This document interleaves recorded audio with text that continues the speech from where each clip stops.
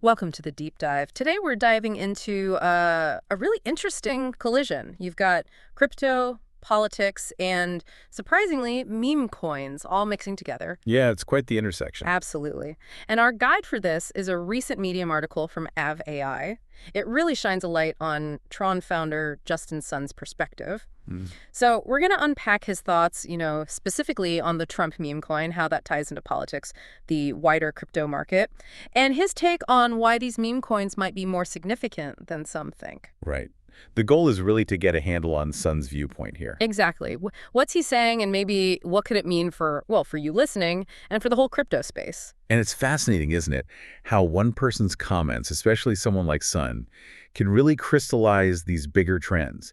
His attendance at that dinner, the one with the Trump meme coin holders, it gives us let's say, a unique lens. The lens to look at what exactly? Well, not just the meme coin thing itself, but also these shifting political winds and how they might ripple out into the crypto industry. Okay, let's jump right in then. The big one first. These accusations flying around that the Trump meme coin is some kind of political bribery. Sun pushes back hard. He does. He doesn't just disagree. He calls the idea short-sighted and misguided. So he wants us to see these coins differently, not just political tools. That seems to be the angle, yeah. He's really stressing the cultural and financial significance he sees in meme coins. Like, their value goes beyond just backing a candidate, which, brings up that core debate about meme coins generally. Are they just hype, pure speculation, or is there something more substantial there? What do you think? Well, that ties into the next point, which is pretty bold. Sun talks about President Trump engaging with crypto. He calls it a turning point. The turning point, yeah.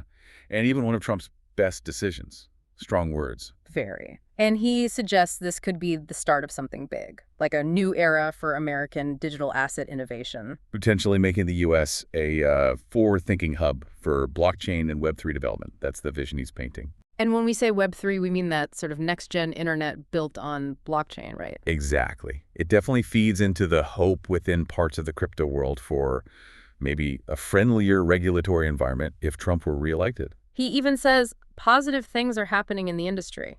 Captures that optimism. It does capture that optimism, but, connecting it back, is it just about political alignment? Does focusing only on, say, one administration's stance maybe miss other key things like tech breakthroughs or just general market cycles? Good point. And he takes it further. He describes that dinner event itself as a signal. A signal of what? A signal that the U.S. is, in his words, returning as a global center for crypto. Returning, implying it left. Well, he contrasts it with the Biden administration's approach, which he calls a war on the industry. He claims that drove talent capital elsewhere. Hong Kong, Singapore get mentioned. Okay. So the idea is that this perceived shift, maybe symbolized by this dinner, could pull people and money back. That's the implication. He says it brings everybody back into the U.S., which honestly feels like a lot of weight to put on one dinner. It does. It really makes you question what really moves the needle for crypto innovation and investment.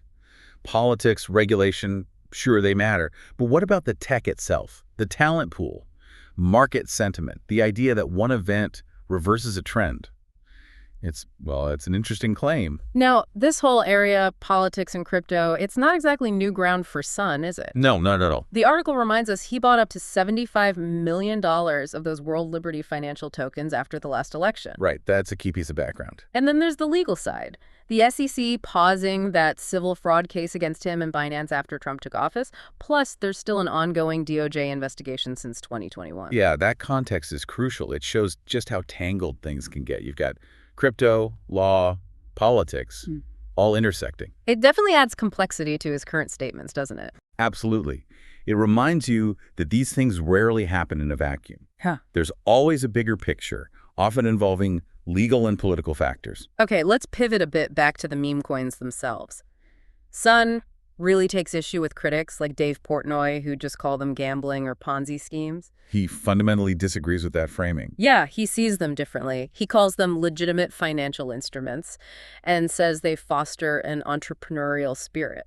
That's quite a redefinition, isn't it? Calling meme coins legitimate financial instruments. He even uses an analogy. He says, it's like doing business. Some succeed, some fail. That's entrepreneurship.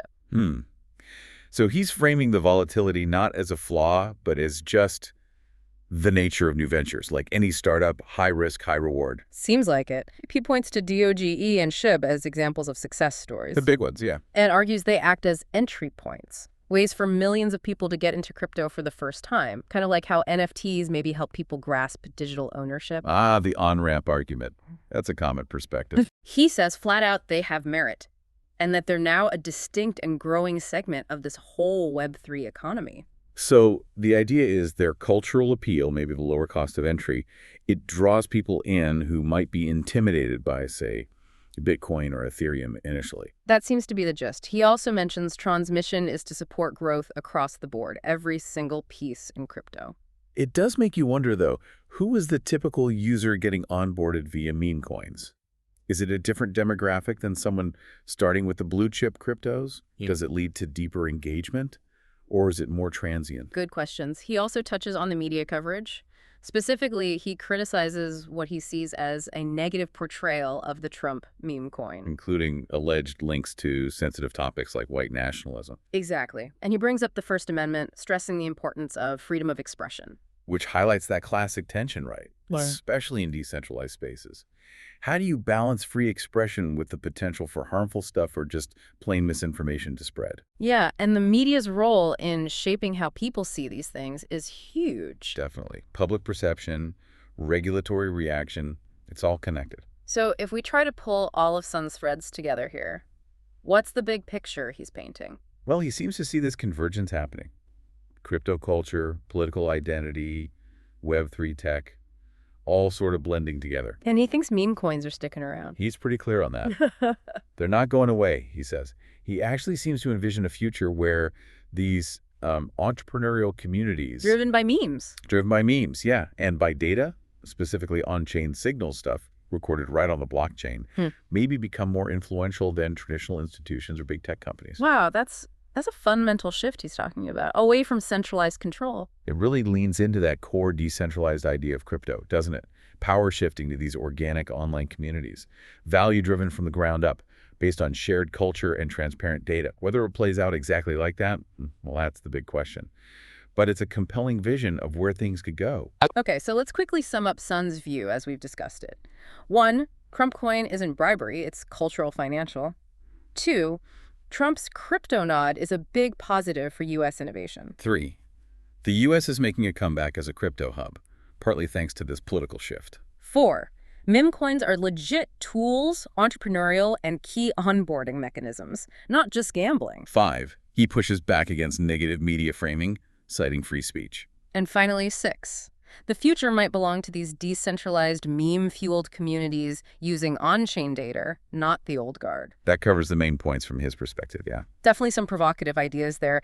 They could have real ripple effects on digital assets, innovation, maybe even politics here in the U.S. And maybe that leaves you, the listener, with something to think about. What if these decentralized communities, often driven by memes and online culture, really do start gaining more serious financial and potentially political power? What role could that play in shaping? Well, everything. Technology, society, it's certainly something worth mulling over.